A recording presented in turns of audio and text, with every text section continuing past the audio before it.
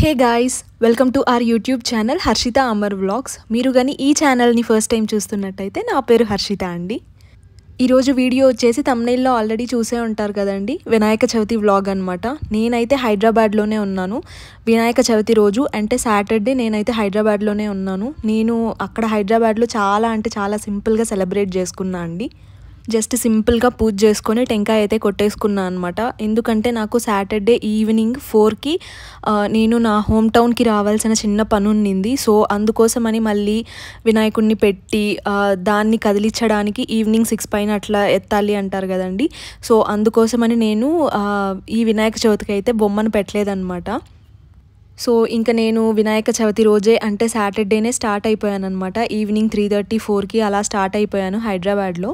ఇంకా నా కోసము అన్నట్టుగా విన్ను అయితే కనుక ఇక్కడ వీడియో తీస్తుందండి.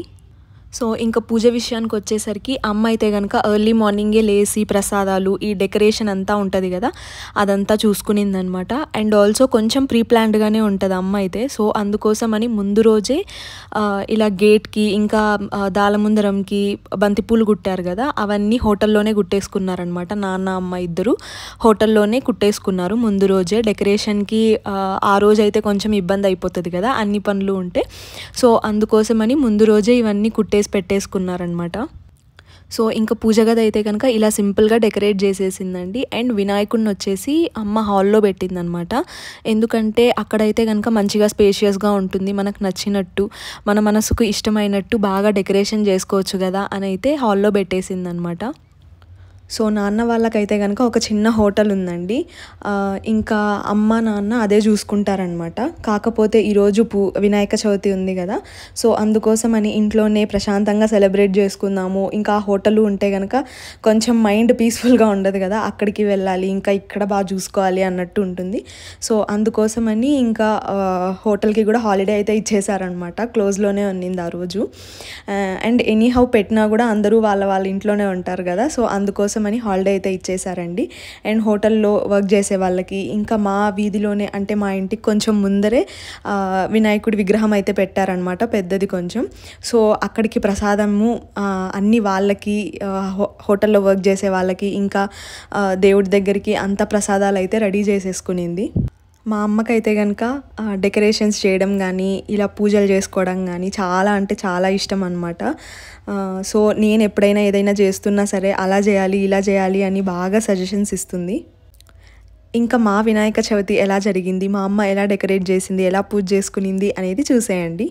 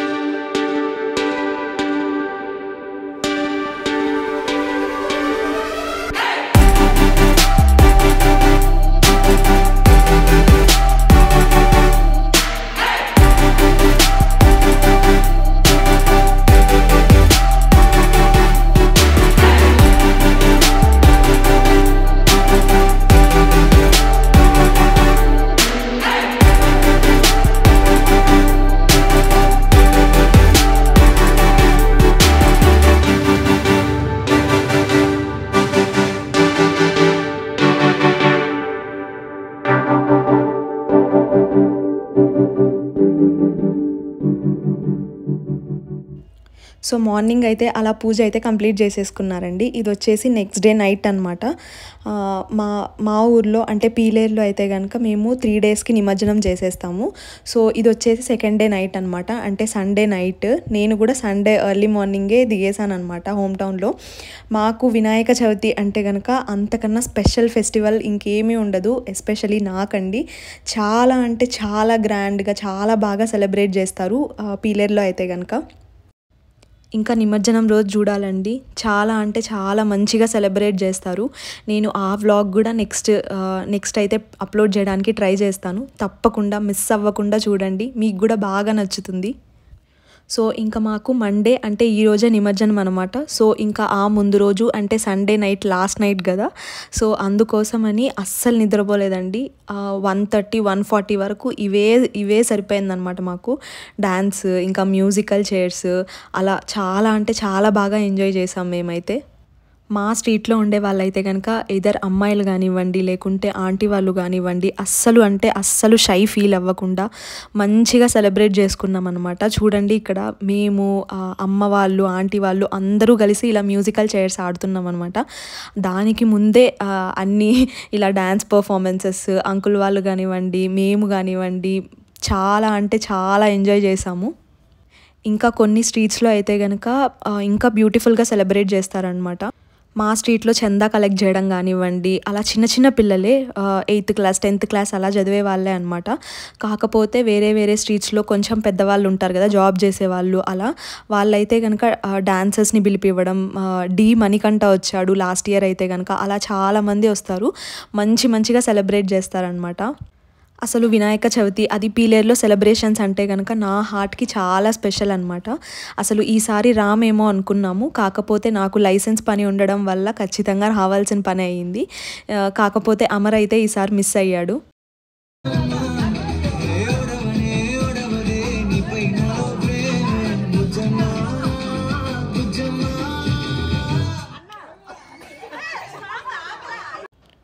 ఇంకా మేము ఇలా మ్యూజికల్ చైర్స్ అయితే ఆడామన్నమాట. మా తర్వాత ఇంకా జెంట్స్, వాళ్ళ తర్వాత పిల్లలు, ఇంకా అలా అయితే కనుక మ్యూజికల్ చైర్స్ కంప్లీట్ చేసేసామండి. మేము పడుకునేసరికి అరౌండ్ 2-2:30 అలా అయితే అయ్యింది. ఇంకా మేము అరౌండ్ 11 అలా అవుతుంది అన్నప్పుడు నాన్న అయితే హోటల్ క్లోజ్ చేసుకొని ఇంటికి వచ్చేసాడనమాట సండే. సో అప్పుడైతే కనుక ఇంకా మా హోటల్లో వర్క్ చేసే వాళ్ళు ఉంటారు కదా, వాళ్ళు కూడా వచ్చారు.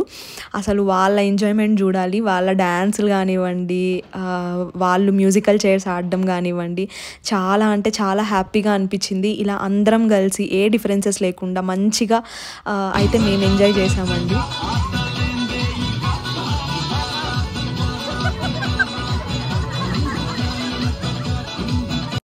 సో ఇంకా మా వినాయక చవితిని అయితే మేము ఇలా సెలబ్రేట్ చేసుకున్నామండి. And also coming to the main part, నిమజ్జనం అనమాట.